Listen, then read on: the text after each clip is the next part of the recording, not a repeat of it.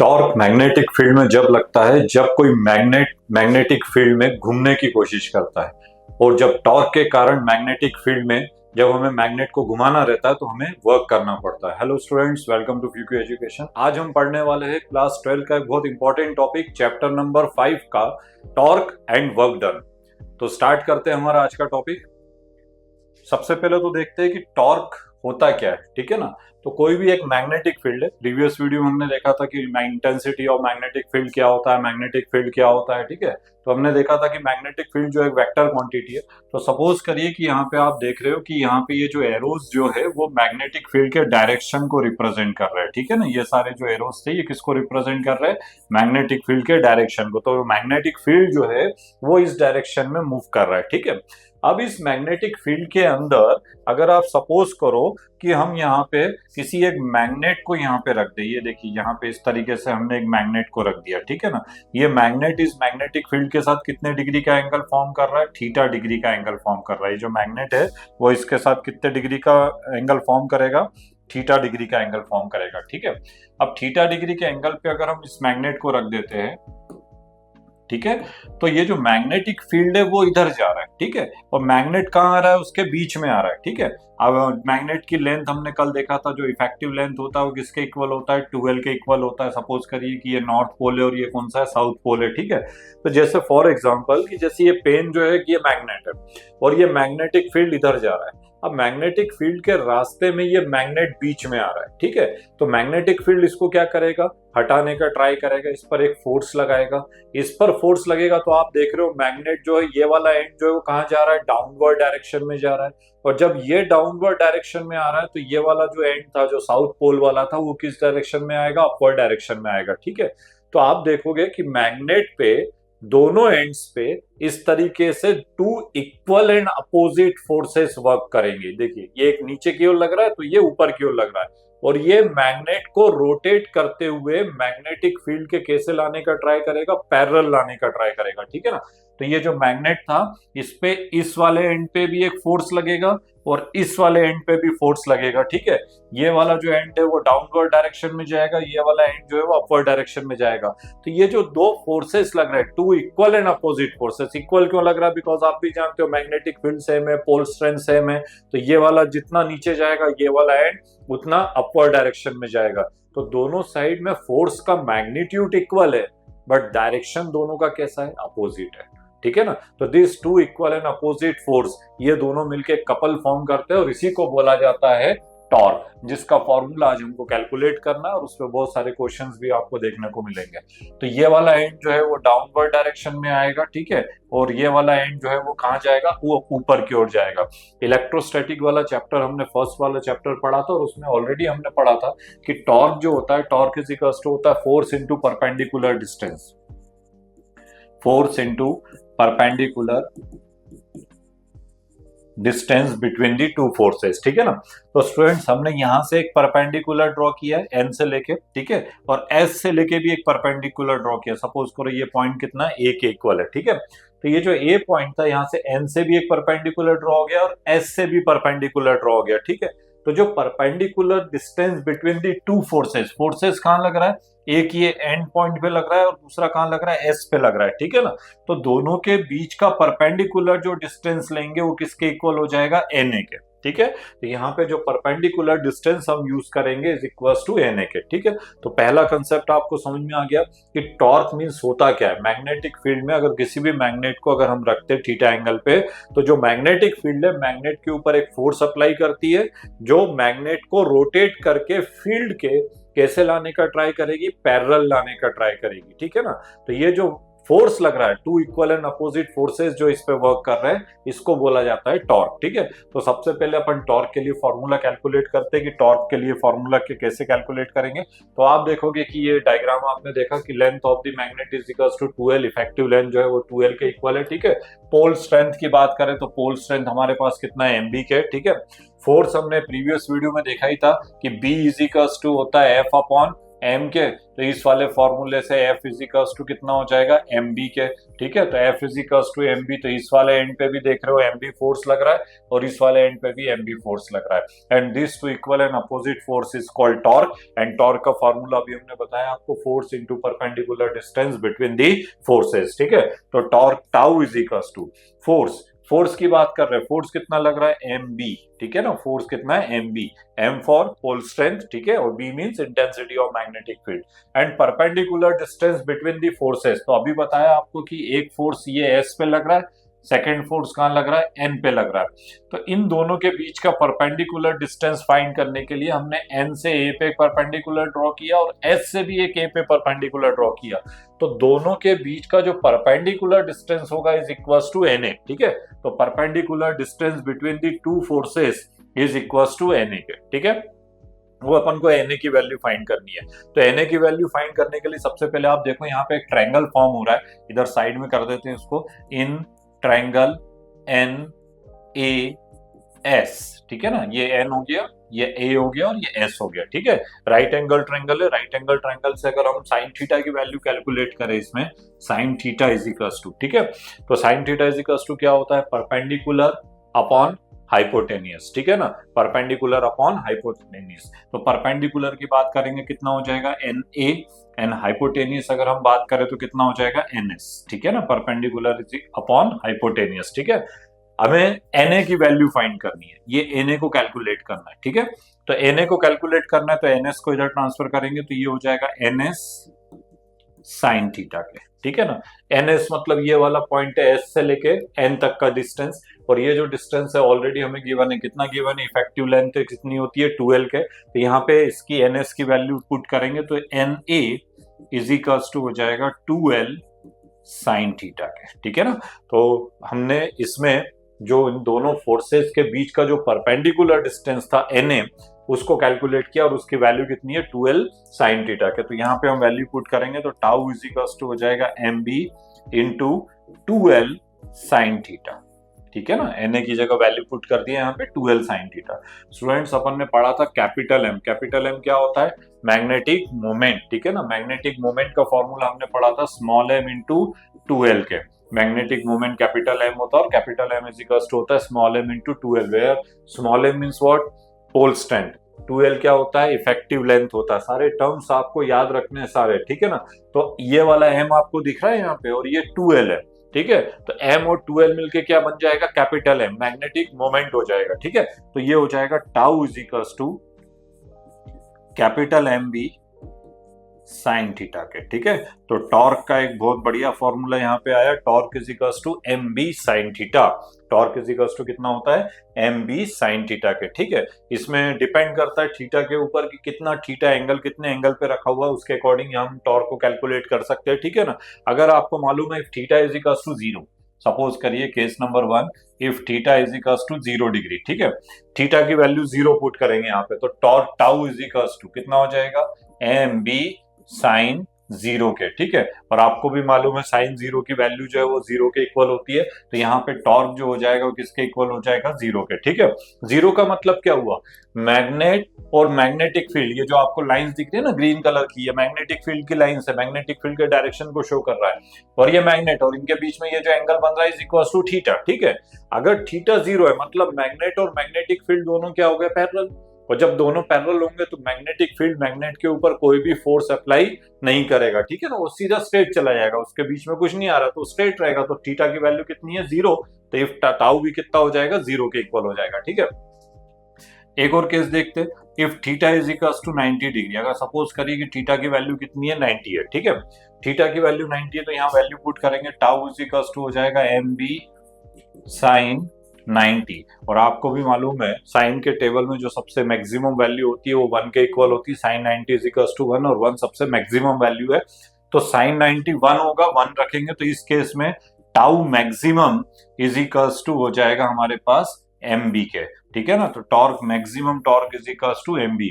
तो बिल्कुल याद रखिएगा, कई जगह MCQ में न्यूमेरिकल्स में अगर ऐसा कैलकुलेट करने को आता है कि calculate maximum torque on the magnet, then आपको समझ जाना है कि मैक्सिमम टॉर्क कब अप्लाई होता है, जब थीटा की वैल्यू कितने डिग्री होगी, 90 डिग्री के, and when theta is equals to 90 then torque maximum is equals to mb के, ठीक है। वेयर कैपिटल M क्या है, मैग्नेटिक मोमेंट होता है और b मींस इंटेंसिटी होता है, ठीक है। कई सारे एग्जाम में इस तरीके से क्वेश्चंस भी आते हैं कि इस फॉर्मूले के बेस पे मैग्नेटिक मोमेंट को डिफाइन करो। तो अगर मैग्नेटिक मोमेंट को डिफाइन करना है स्टूडेंट्स, तो आप देखोगे इस फॉर्मूले में m की वैल्यू अगर हमें कैलकुलेट करनी है तो आप देखोगे टॉर्क मैक्सिमम अपॉन b के, ठीक है ना, b को इधर ट्रांसफर कर दिया तो टॉर्क मैक्सिमम अपॉन b के, ठीक है। तो what is magnetic moment, torque upon intensity, ये भी एक फॉर्मूला होता है मैग्नेटिक मोमेंट का। हमने प्रीवियस वीडियो में मैग्नेटिक मोमेंट का जो फॉर्मूला देखा था वो ये था, कितना था, capital M is equals to small m into 2l के, ठीक है। यहां से अगर टॉर्क के टर्म्स में अगर कैपिटल M की वैल्यू फाइंड करनी है तो ये हो जाएगा टॉर्क मैक्सिमम अपॉन b के, मींस टॉर्क अपॉन इंटेंसिटी, ठीक है। टॉर्क की यूनिट फॉर्मूला सामने लिखा हुआ है, फोर्स इनटू परपेंडिकुलर डिस्टेंस, ठीक है। तो यूनिट ऑफ फोर्स क्या होता है, Newton, and unit of distance क्या होता है, मीटर। तो टॉर्क की यूनिट क्या हो जाएगी, न्यूटन इनटू मीटर के, ठीक है। इंटेंसिटी का जो यूनिट होता है, प्रीवियस वीडियो में हम आपको 5 यूनिट्स बताई थी इंटेंसिटी की, ठीक है ना। 3 जो थी SI यूनिट्स थी और 2 जो थी वो आपकी CGS यूनिट थी, ठीक है ना। तो उसमें से एक यूनिट तो आपको बेसिक यूनिट जो होती है इंटेंसिटी की वो आपको मालूम है कितनी होती है, newton upon ampere into metre के, ठीक है ना। बाकी की क्या क्या यूनिट्स होती है आप याद करके रखिएगा उसको, newton upon ampere into metre के अलावा 2 SI यूनिट्स है और 2 CGS यूनिट्स है, ठीक है। तो B की जगह पे अपन वैल्यू पुट करेंगे newton upon ampere into metre के, ठीक है। इस वाले न्यूटन से ये न्यूटन कैंसिल हो जाएगा, इसको ऊपर ट्रांसफर करेंगे तो ये हो जाएगा एम्पियर इनटू मीटर स्क्वायर के, ठीक है। तो ये हो गया मैग्नेटिक मोमेंट का यूनिट भी हम इस फॉर्मूले से कैलकुलेट कर सकते हैं, एम्पियर इनटू मीटर स्क्वायर। ये फॉर्मूले में भी अगर आप देखोगे तो यही सेम यूनिट था, स्मॉल m का यूनिट क्या था, एम्पियर इनटू मीटर के, और 2l इफेक्टिव लेंथ था तो उसकी भी यूनिट मीटर हो गई थी, तो metre into metre, metre square हो गया था, तो यूनिट क्या आया था, एम्पियर इनटू मीटर स्क्वायर के, ठीक है। तो इस फॉर्मूले में भी यूनिट जो था वो एम्पियर इनटू मीटर है, और इस फॉर्मूले के बेस से भी अगर आप कैलकुलेट करोगे तो देखिए सेम यूनिट आ रहा है, एम्पियर इनटू मीटर स्क्वायर के, ठीक है। तो ये था टॉर्क, एंड टॉर्क का बेसिक फॉर्मूला होता है torque is equals to mb sine theta के। और ये 2 केसेस जरूर याद रखिएगा, थीटा की वैल्यू अगर 0 है तो टॉर्क 0 होगा बिकॉज कोई फोर्स नहीं लगेगा, and if theta is equals to 90 उस केस में 90 का मतलब समझ में आया होगा, ये मैग्नेट है सर, फील्ड सारी ऐसी की जा रही है तो सारी की सारी लाइंस जो है वो इसके ऊपर क्या करेंगी, फोर्स लगाएंगी, ठीक है। तो उस केस में फोर्स की वैल्यू मैक्सिमम होगी, टॉर्क जो रहेगा वो मैक्सिमम रहेगा, तो मैक्सिमम टॉर्क का वैल्यू होता है mb के, ठीक है। तो ये था हमारा मैग्नेट के ऊपर लगने वाला टॉर्क, ठीक है। अब इस टॉर्क के कारण जब हम किसी भी मैग्नेट को मैग्नेटिक फील्ड में हम घुमाना चाह रहे हैं तो टॉर्क उसको क्या कर रहा है, वापस इनिशियल पोजीशन में लाने का ट्राई कर रहा है। जैसे ये मैग्नेटिक फील्ड था तो वो उसको क्या करेगा, पैरेलल लाने का ट्राई करेगा, ठीक है। अगर हमें इसको इसके अपोजिट डायरेक्शन में लेके जाना है, टॉर्क तो ऐसे ला रहा है पैरेलल लाने का और हमें उसको अपोजिट में लाना है, तो टॉर्क नीचे की ओर फोर्स लगाएगा, हमें उसको अपोजिट डायरेक्शन में मूव करना, तो ऊपर की तरफ हमें क्या करना पड़ेगा, फोर्स लगाना पड़ेगा। तो टॉर्क नीचे लगा रहा है डाउनवर्ड डायरेक्शन में, हम अपवर्ड डायरेक्शन में फोर्स लगाएंगे, फोर्स लगाएंगे तो डिस्प्लेसमेंट होगा, फोर्स इनटू डिस्प्लेसमेंट मिलके क्या बनेगा, वर्क डन होगा, ठीक है। तो किसी भी मैग्नेट को अगर हमें मैग्नेटिक फील्ड में रोटेट करना है, घुमाना है, तो हमें वहां पे क्या करना पड़ेगा, वर्क करना पड़ता है। और इसी वर्क डन के लिए हमें आज एक और फॉर्मूला कैलकुलेट करना है। तो डायग्राम आप देख रहे हो सेम है, मैग्नेटिक फील्ड भी है, उस मैग्नेटिक फील्ड में हमने मैग्नेट को रखा है जिसकी इफेक्टिव लेंथ जो है वो किसके इक्वल है, 2l के, पोल स्ट्रेंथ जो है किसके इक्वल है, m के इक्वल है, ठीक है। परपेंडिकुलर हमने ऑलरेडी यहाँ पे शो किया हुआ है, तो परपेंडिकुलर डिस्टेंस जो होगा अभी हमने देखा था किसके इक्वल होगा, na के इक्वल होगा, ठीक है। तो वर्क डन कैलकुलेट करना है। बट आपको भी मालूम है 11th में भी हमने टॉपिक पढ़े थे तो उसमें भी आपने देखा था कि वर्क डन कभी भी इकट्ठा कैलकुलेट नहीं होता। वर्क डन जब भी कैलकुलेट करना है तो सबसे पहले small amount of work done हमें कैलकुलेट करना पड़ेगा, और ऐसे छोटे छोटे छोटे वर्क डन को जब हम ऐड करेंगे तब जाके टोटल वर्क डन कैलकुलेट होता है, ठीक है ना। तो हम देखते हैं सबसे पहले मैग्नेट को अगर हम मैग्नेटिक फील्ड में रखते हैं तो अभी हमने देखा कि उसके ऊपर टॉर्क अप्लाई होता है। टॉर्क का फॉर्मूला अभी हमने कैलकुलेट किया, टॉर्क इज इक्वल टू क्या आया था, mb साइन थीटा के, ठीक है ना। तो ये फॉर्मूला तो अभी हमने कैलकुलेट कर लिया, ठीक है।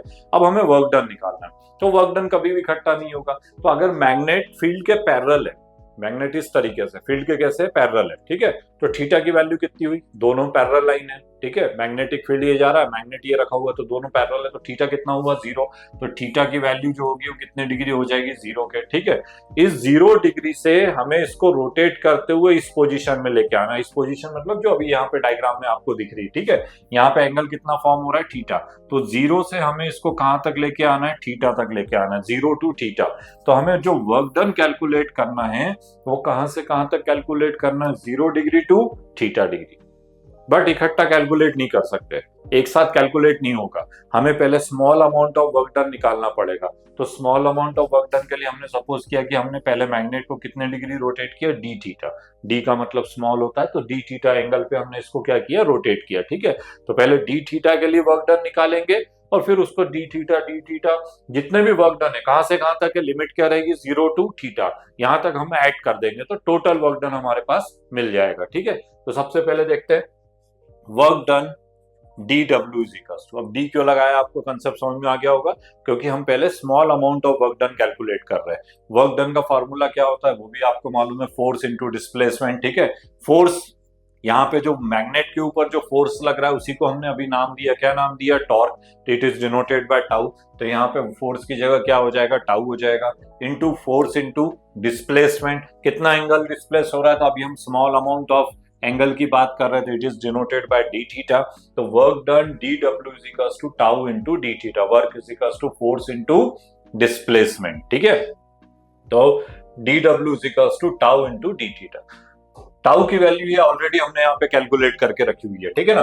तो D W is equals to tau का वैल्यू कितना है हमारे पास, M B sine theta into D theta, ठीक है ना, टाउ का वैल्यू पुट कर दिया तो M B sine theta into D theta.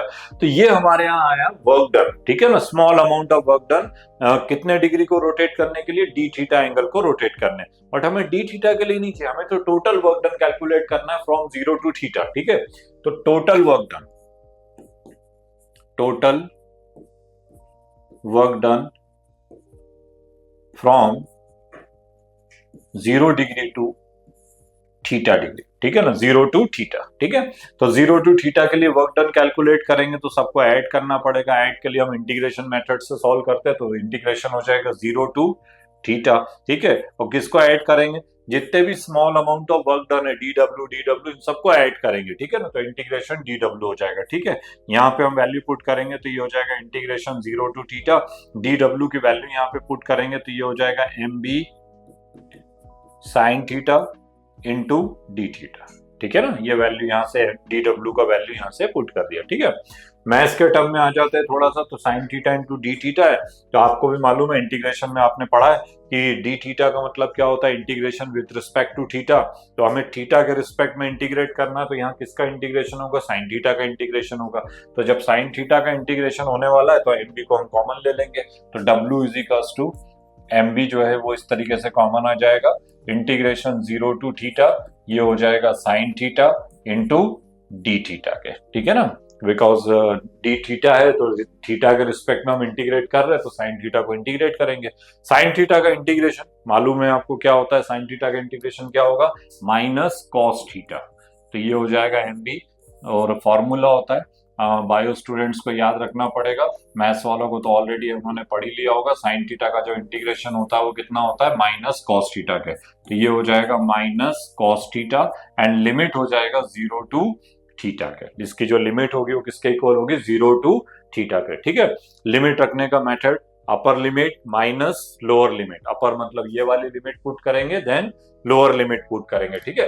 तो W is equal to M B minus cos, पहले थीटा की जगह पे थीटा पुट करेंगे, अपर लिमिट, ठीक है, फिर माइनस, ये अपर लिमिट माइनस वाला जो है, upper limit minus lower limit, तो वो माइनस है, ठीक है, and then again minus cos, और फिर क्या आएगा 0, यहाँ पे ये स्टेप बिल्कुल याद रखना, यहाँ पे डबल माइनस लगेगा, अपर लिमिट माइनस, और ऑलरेडी यहाँ माइनस लगा है तो माइनस कॉस 0, ठीक है।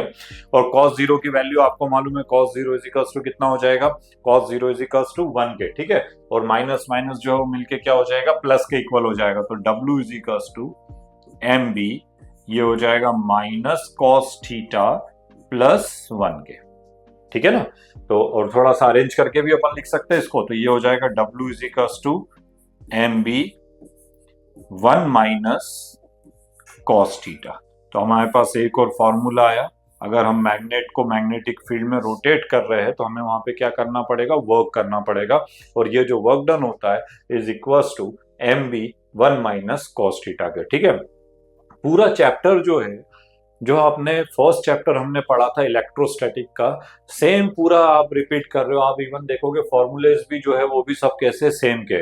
इलेक्ट्रोस्टैटिक में जो वर्क डन का फॉर्मूला आया था, याद होगा आपको, work done is equals to हमने निकाला था पीई 1 माइनस कॉस थीटा। ठीक है ना, वहां इलेक्ट्रोस्टैटिक में पी 1 माइनस कॉस थीटा होता है। और यहाँ जब हम मैग्नेटिज्म की बात कर रहे हैं तो मैग्नेटिज्म में यहाँ पे हो जाएगा M B 1 minus cos theta के। ठीक है ना, तो आप देख रहे हो P की जगह पे M हो गया। ठीक है, P वहां पे क्या था, डाइपोल मोमेंट था, इलेक्ट्रिक डाइपोल मोमेंट, और यहाँ पे मैग्नेटिक डाइपोल मोमेंट हो जाएगा।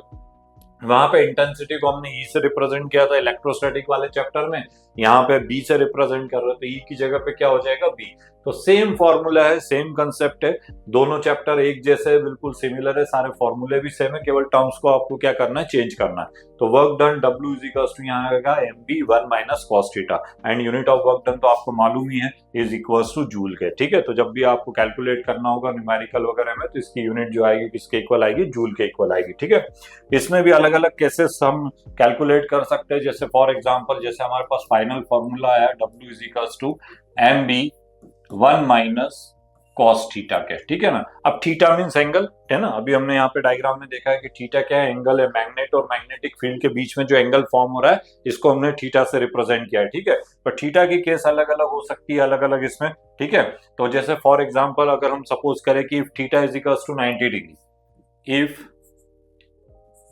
Theta is equals to 90 degree, ठीक है ना, थीटा की वैल्यू 90 है, तो यहाँ पे वैल्यू पुट करेंगे तो ये हो जाएगा W is equals to M B 1 minus cos 90, 1 minus cos 90। ठीक है ना, और कॉस 0 1 होता है, तो कॉस 90 कितना हो जाएगा, कॉस 90 इज इक्वल्स टू 0, तो ये वैल्यू किसके इक्वल हो जाएगी, 0 के। तो हमारे पास क्या रहेगा, W इज इक्वल्स टू किसके इक्वल आएगा, एम बी के। ठीक है ना, तो if theta is equals to 90 then work done W is equals to हो जाएगा एम बी के। ठीक है, अगर सपोज करिए, अगर कोई केस ऐसा है कि if theta is equals to 180 degree, suppose करो थीटा की वैल्यू कितनी है, 180 डिग्री के। ठीक है, तो यहाँ पे वैल्यू पुट करेंगे तो ये हो जाएगा W is equals to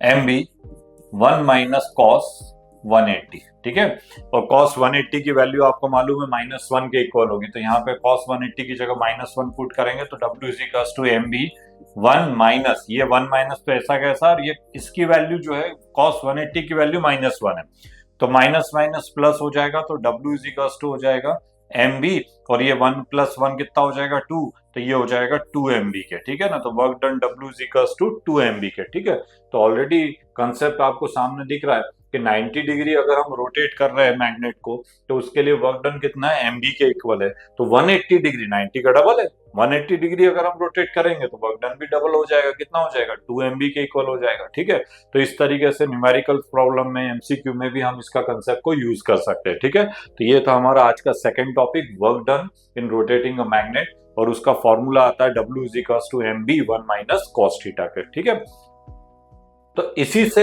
related एक और टॉपिक है। सबसे पहले हमने क्या देखा, टॉर्क को देखा। टॉर्क क्या कर रहा है भाई, कि जब मैग्नेटिक फील्ड में आप मैग्नेट को रख रहे हो, तो मैग्नेटिक फील्ड इस मैग्नेट के ऊपर एक फोर्स लगा रहा है जो मैग्नेट को फील्ड के पैरेलल लाने का ट्राई करेगा। इसको हमने क्या बोला, torque. Torque is equals to क्या आया, एम बी साइन थीटा। ठीक है, अब सेकंड नंबर हमने कैलकुलेट किया कि जब मैग्नेट को अगर हम अपोजिट डायरेक्शन में रोटेट करना है, टॉर्क नीचे घुमा रहा है, हम ऊपर ले जा रहे हैं, तो हमें इसके ऊपर फोर्स लगाना पड़ेगा, डिस्प्लेसमेंट होगा, तो हमें रोटेट करने के लिए क्या करना पड़ेगा, वर्क करना पड़ेगा।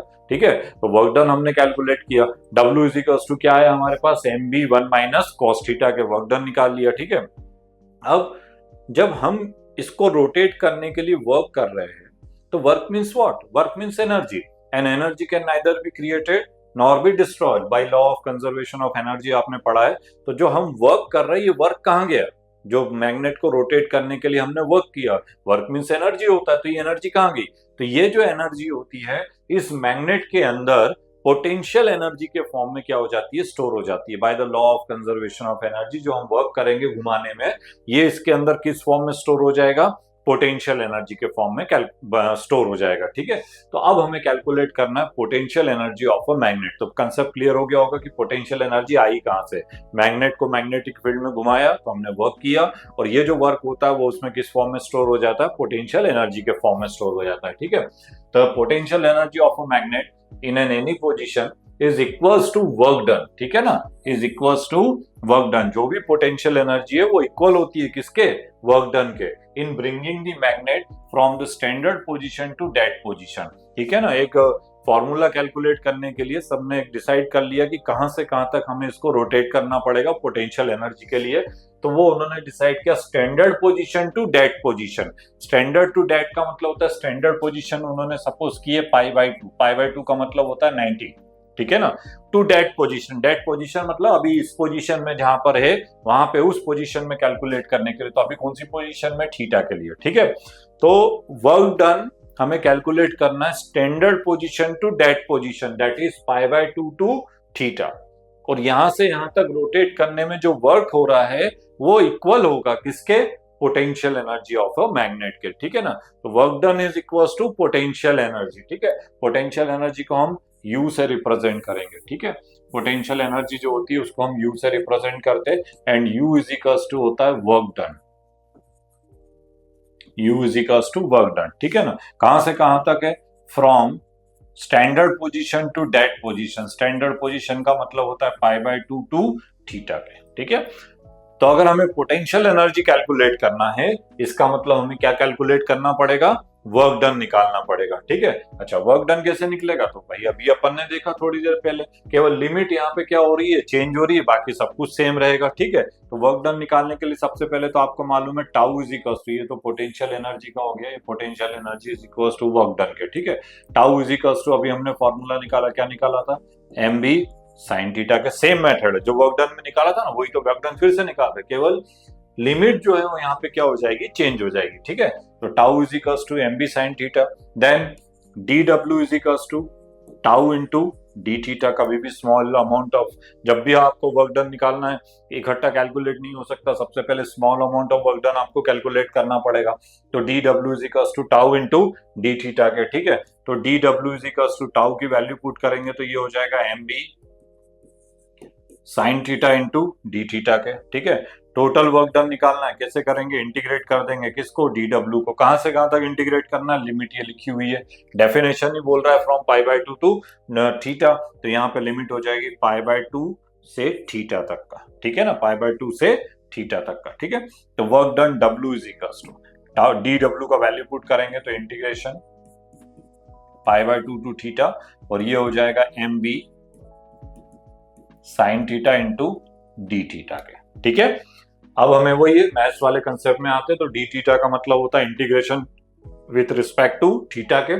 तो साइन थीटा का इंटीग्रेशन होगा, एमबी को कॉमन ले लेंगे तो ये हो जाएगा एमबी इंटीग्रेशन π/2 से थीटा, कॉमन का मतलब आप समझ गए ना, बाहर ले लेंगे, केवल साइन थीटा को हमें इंटीग्रेट करना है। ठीक है, तो इनटू कितना हो जाएगा, डी थीटा के। अभी बताया था आपको साइन थीटा का इंटीग्रेशन कितना होता है, माइनस कॉस थीटा के। तो w इज इक्वल्स टू हो जाएगा mb, इंटीग्रेट कर दिया तो ये हो गया minus cos theta, and limit हो जाएगा यहाँ पे π/2 से थीटा के। लिमिट पुट करने का मेथड भी आपको बताया था, upper limit minus lower limit. ठीक है, तो सबसे पहले लिखेंगे work done w is equals to mb upper limit minus cos theta, upper limit minus lower limit, lower limit में कहां लिखेंगे, माइनस कॉस π/2। ठीक है, कॉस π/2 का मतलब कितना होता है, 90 degree. Cos 90 is equals to किसके इक्वल हो जाएगा, 0 के। तो ये वाला टर्म पूरा 0 हो गया, तो हम यहाँ पे ओनली क्या रहेगा, माइनस कॉस थीटा के। तो हमारे पास work done w is equals to minus work done w is equals to minus mb cos theta के। ठीक है, और बाय डेफिनेशन अगर हम बात करें तो जो वर्क डन है is equals to potential energy, work done को ही हम पोटेंशियल एनर्जी बोलेंगे, that is u is equals to, potential energy को u से रिप्रेजेंट करेंगे तो u is equals to minus mb cos theta के। U इज इक्वल्स टू कितना हो जाएगा minus M B cos theta के। वो एनर्जी है तो unit of energy is equals to joule के। ठीक है, इलेक्ट्रोस्टैटिक की अगर हम बात करें फर्स्ट चैप्टर की, तो वहां भी हमने पोटेंशियल एनर्जी को कैलकुलेट किया था। तो वहां हमारा जो पोटेंशियल एनर्जी का जो फॉर्मूला आया था इलेक्ट्रोस्टैटिक में, U is equals to minus PE cos theta के, माइनस पीई कॉस थीटा के। ठीक है, और यहाँ पे जो पोटेंशियल एनर्जी का फॉर्मूला आया वो आया minus M B cos theta, minus M B cos theta के। ठीक है, तो आप देख रहे हो सारे फॉर्मूले जो है वो सेम है, केवल हमें टर्म्स को वहां पे क्या करना है, चेंज करना है। तो जो फर्स्ट चैप्टर है इलेक्ट्रोस्टैटिक और ये वाला जो मैग्नेटिज्म एंड मैटर वाला है, दोनों के फॉर्मूले बिल्कुल सेम रहेंगे, केवल आपको वहां पे क्या करना है, टर्म फॉर्मूले के जो टर्म्स है उसको हमें चेंज करना है। वहां पे पी होता है डाइपोल मोमेंट, यहाँ पे कैपिटल एम हो जाएगा। वहां इंटेंसिटी को ई से रिप्रेजेंट किया था, यहाँ पे इंटेंसिटी को बी से रिप्रेजेंट करेंगे। तो ये था हमारा potential energy U is equals to minus M B cos theta के। ठीक है, कई न्यूमेरिकल्स इस पर बेस्ड आपको मिलेंगे अलग अलग टाइप के। एक क्वेश्चन देखते हैं जिससे थोड़ा सा आपको कंसेप्ट क्लियर हो जाएगी किस तरीके से क्वेश्चंस को हम सॉल्व कर सकते हैं। The effective length of a bar magnet is 5 centimetre. हमारे पास इफेक्टिव लेंथ दी हुई है बार मैग्नेट की, कितनी दी हुई है, 5 सेंटीमीटर। अपन लिखते भी चलते हैं यहाँ पे। तो इफेक्टिव लेंथ को कैसे रिप्रेजेंट करते हैं, 2L से। 2L इज इक्वल्स टू कितना गिवन है, 5 सेंटीमीटर के। समझ में तो आई होगा सेंटीमीटर में, तो उसको मीटर में भी कन्वर्ट करना ही पड़ेगा। तो ये हो जाएगा सेंटीमीटर को मीटर में कन्वर्ट करेंगे तो 0.05 मीटर के। ठीक है ना। Then pole strength 10 ampere into metre. Pole strength की बात हो रही है। पोल स्ट्रेंथ को हम कैसे रिप्रेजेंट करते हैं, एम से रिप्रेजेंट करते हैं, स्मॉल एम से। ठीक है, is equals to 10 ampere into metre के। तो पोल स्ट्रेंथ गिवन है 10 एम्पियर इंटू मीटर के। ठीक है ना। The magnet is placed along a uniform magnetic field of strength 2 into 10 की पावर माइनस 5 टेस्ला के। ठीक है ना, यहाँ देखो एक और यूनिट मिल गई, टेस्ला। टेस्ला, ठीक है, टेस्ला किसका यूनिट बताया था, मैग्नेटिक फील्ड का। मैग्नेटिक फील्ड की 5 यूनिट्स है, बिल्कुल याद रखिएगा, हर जगह यूज होगी। पहला बताया था newton upon ampere into metre, second हो गया था वेबर पर मीटर स्क्वायर, एंड थर्ड था टेस्ला। ठीक है, और अगर हम सीजीएस यूनिट की बात करें तो 2 यूनिट्स होती है सीजीएस में, ऑर्स्टेड एंड गॉस। ठीक है, तो मैग्नेटिक फील्ड की 5 यूनिट्स है, तो यहाँ पे मैग्नेटिक फील्ड की यूनिट्स हमें दी, बी इज इक्वल्स टू कितना गिवन है, 2 इंटू 10 की पावर माइनस 5 टेस्ला के। ठीक है, तो हमारे पास ये 3 वैल्यूज जो है गिवन है, और हमारे पास क्वेश्चन है, 3 क्वेश्चन यहाँ पे दिए। सबसे पहला क्वेश्चन जो हमको दिया हुआ है वो दिया हुआ है कि magnetic moment of a magnet, हमें मैग्नेटिक मोमेंट को कैलकुलेट करना है। ठीक है, तो फॉर्मूले तो सब अभी हमने देख लिए। Magnetic moment is equals to होता है स्मॉल एम इंटू 2L के, स्मॉल एम इंटू 2L के। तो स्मॉल एम की वैल्यू कितनी गिवन है हमारे पास,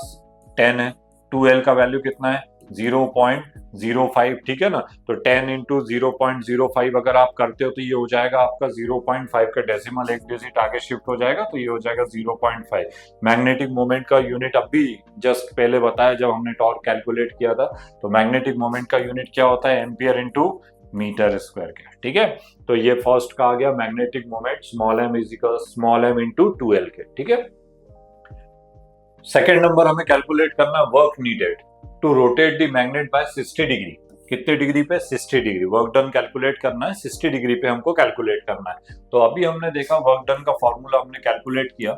work done W is equals to होता है MB 1 माइनस कॉस थीटा के। ठीक है ना, तो W is equals to MB 1 minus cos theta के। ठीक है, तो M की वैल्यू हमारे पास गिवन है MB कैपिटल M, ये अभी हमने कैलकुलेट कर लिया। मैग्नेटिक मोमेंट का वैल्यू कितना निकाला, 0.5। ठीक है, इंटू B का वैल्यू ये गिवन है 2 इंटू 10 की पावर माइनस 5, तो ये हो जाएगा 2 इंटू 10 की power minus 5, 1 minus cos 60 degree. Angle हमारे पास गिवन है, थीटा की वैल्यू कितनी गिवन है, 60 डिग्री का। ठीक है, कॉस 60 की वैल्यू आपको मालूम है, कॉस 60 इज इक्वल टू होता है 1/2 के। तो 0.5 इंटू 2 इंटू 10 की पावर माइनस 5, 1 माइनस 1/2।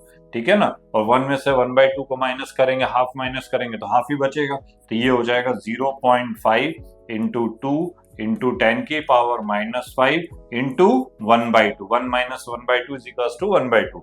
इस 2 से ये 2 क्या हो जाएगा, कैंसिल हो जाएगा। ठीक है, तो हमारे पास आंसर रहेगा 0.5 इंटू 10 की पावर 5। बट आप भी जानते हो फिजिक्स का रूल कहता है कि भाई डेसिमल पहले नहीं लगा सकते, डेसिमल आगे लेके जाना पड़ेगा नंबर के बाद।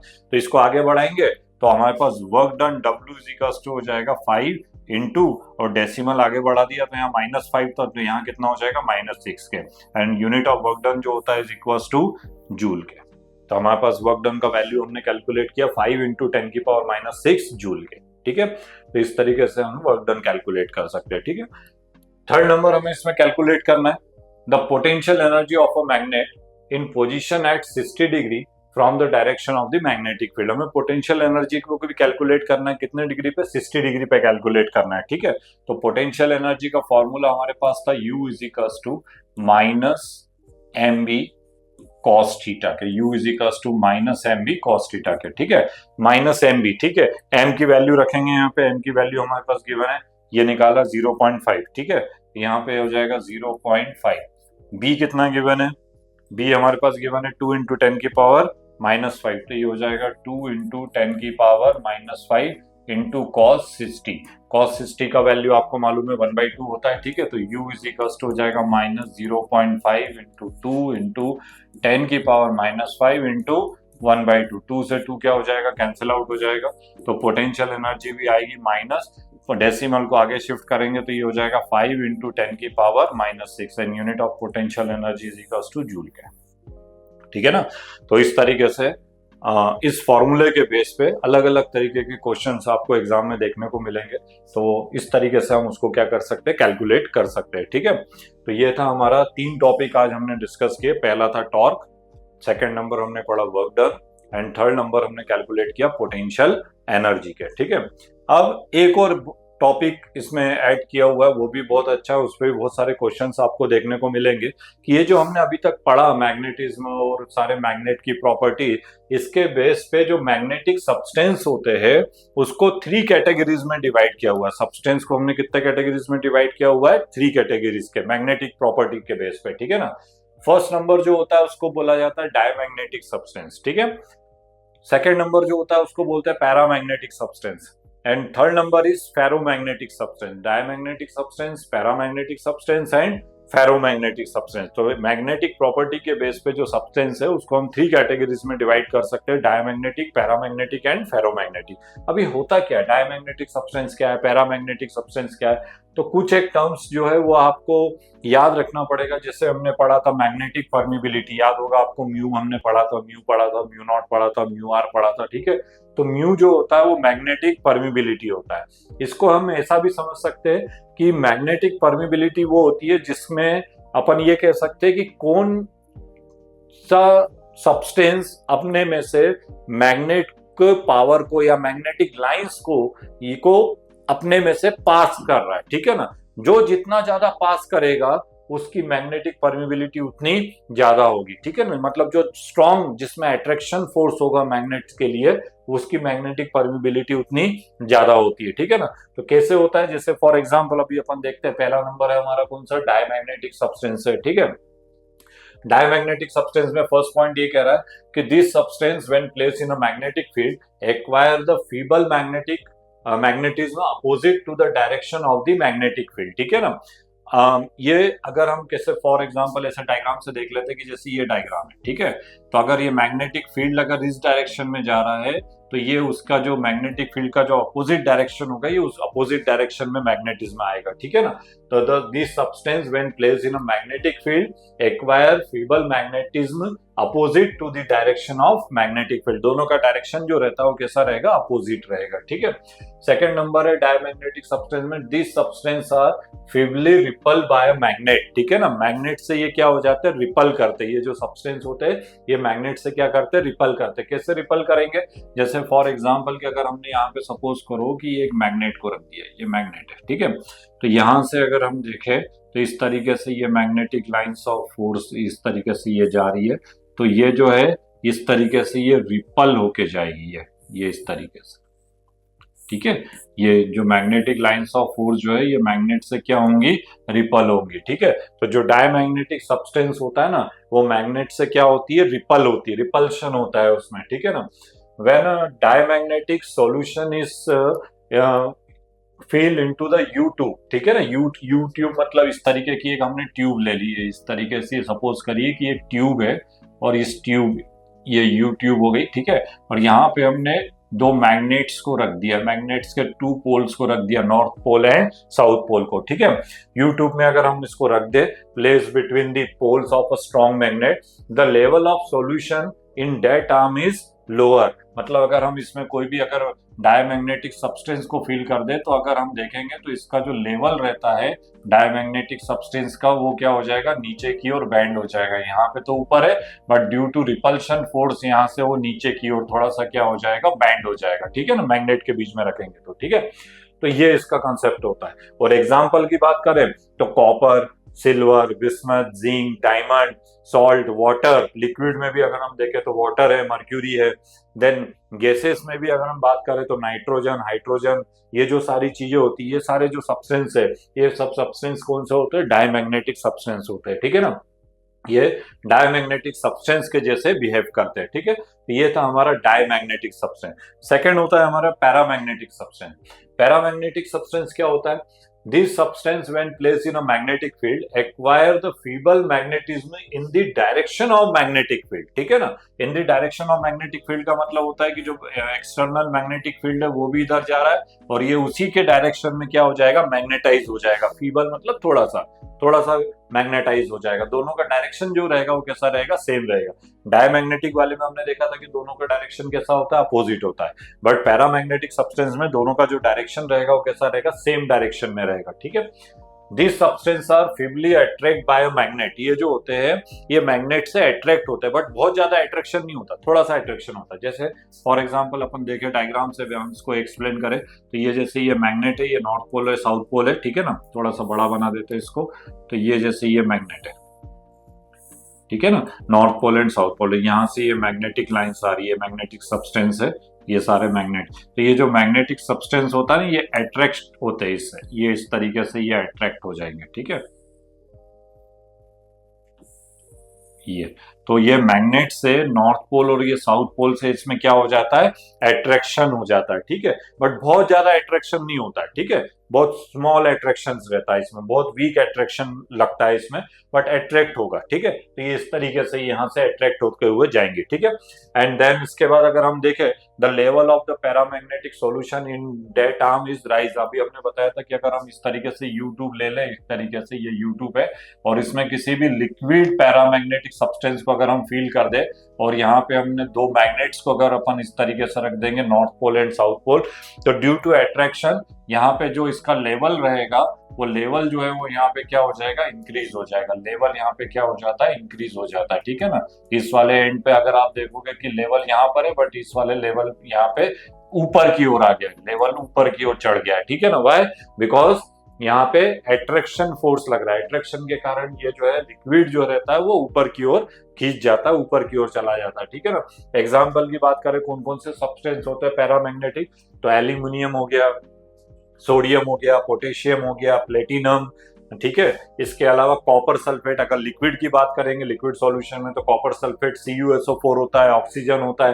तो ये जो सारे सब्सटेंस होते हैं ये कौन से सब्सटेंस होते हैं, पैरामैग्नेटिक सब्सटेंस होते हैं। ये मैग्नेट से थोड़े से वीकली अट्रैक्ट होते हैं। ठीक है ना, बहुत ज्यादा अट्रैक्शन नहीं होता, बट डायमैग्नेटिक से तो ज्यादा होता है। डायमैग्नेटिक में तो वो रिपल कर रहा था, लेकिन इसमें क्या होगा, अट्रैक्शन होगा। ठीक है, एंड थर्ड नंबर होता है इसका फेरोमैग्नेटिक सब्सटेंस। ठीक है, फेरोमैग्नेटिक सब्सटेंस जो होते हैं, this substance when placed in a magnetic field are strongly magnetised in the direction of the field. ठीक है ना, स्ट्रांगली मैग्नेटाइज हो जाएंगे ये। ठीक है ना, स्ट्रांगली मैग्नेटाइज का मतलब आप जानते हो कि बहुत ज्यादा इसमें अट्रैक्शन होता है। मैग्नेटिक फील्ड भी उसी डायरेक्शन में और ये भी उसी डायरेक्शन में, दोनों का डायरेक्शन कैसा रहेगा, सेम डायरेक्शन में ये मैग्नेटाइज हो जाते हैं। ठीक है, These are strongly attracted by a magnet। ठीक है ना, ये मैग्नेट से बहुत ज्यादा अट्रैक्ट हो जाते हैं। जैसे फॉर एग्जांपल अभी हम देखें यहाँ पे कि जैसे ये एक मैग्नेट है, ठीक है, ये नॉर्थ पोल है और ये साउथ पोल है, और यहाँ से अगर हम यहाँ से मैग्नेटिक लाइंस ऑफ फोर्स या ये मैग्नेटिक फील्ड को अगर हम शो करें इस लाइन से इस तरीके से, तो ये जो है ये सारे बहुत ज्यादा अट्रैक्ट हो जाएंगे इस तरीके से। ठीक है ना, ये देख रहे हो आप, तो यहाँ पे देख रहे हो मैग्नेट की तरफ अट्रैक्शन फोर्स जो है बहुत ज्यादा है, बहुत ज्यादा अट्रैक्ट हो रही है। ठीक है, एंड देन इसके अगर हम एग्जांपल की बात करें तो आयरन, निकेल, कोबाल्ट, ठीक है। ये सारे जो सब्सटेंस होते हैं ये सब कैसे होते हैं, फेरोमैग्नेटिक सब्सटेंस होते हैं। और आपको भी मालूम है कि ये जो हम मैग्नेट बनाते हैं, हमने फर्स्ट टॉपिक जो हमने देखा था इसमें, उसमें हमने देखा था कि जो मैग्नेट होता है वो किससे बनता है, मैग्नेटाइट से या मैग्नेटिक सब्सटेंस से। वो यही है, निकल, कोबाल्ट, आयरन, यही सब मैग्नेटिक सब्सटेंस होते हैं, ठीक है। तो जितने भी मैग्नेट बनाए जाते हैं वो सब किस सब्सटेंस के होते हैं, फेरोमैग्नेटिक सब्सटेंस होते हैं। फेरोमैग्नेटिक सब्सटेंस से ही मैग्नेट को बनाया जाता है, बिकॉज उसमें अट्रैक्शन फोर्स जो होता है बहुत ज्यादा स्ट्रांग होता है, ठीक है। डायमैग्नेटिक और पैरामैग्नेटिक के कंपैरिजन में फेरोमैग्नेटिक सब्सटेंस जो है वो मैग्नेट से बहुत ज्यादा अट्रैक्ट होते हैं। और यही रीजन होता है कि जितने भी मैग्नेट होते हैं वो इन्हीं सब्सटेंस के बनाए जाते हैं, ठीक है। आपको देख रहे होंगे कि सर ने इसमें यूट्यूब वाला कंसेप्ट नहीं बताया। वो यूट्यूब वाला इसलिए कंसेप्ट नहीं बताया बिकॉज इसमें एक लाइन देखिए, यहाँ पे 3rd नंबर का पॉइंट लिखा, नो लिक्विड इज फेरोमैग्नेटिक। इसमें कोई भी लिक्विड जो होता है वो फेरोमैग्नेटिक सब्सटेंस में नहीं आता है, ठीक है ना। जितने भी आप देख रहे हो, आयरन हो गया, निकल हो गया, कोबाल्ट हो गया, मैग्नेटाइट हो गया। मैग्नेटाइट हमने बताया था आपको, नेचुरल मैग्नेट होता है, Fe3O4 जो होता है, ये सब सॉलिड फॉर्म में रहते हैं, ठीक है ना। ये सब सॉलिड है, इसमें कोई भी लिक्विड जो है वो फेरोमैग्नेटिक सब्सटेंस नहीं होता है, ठीक है।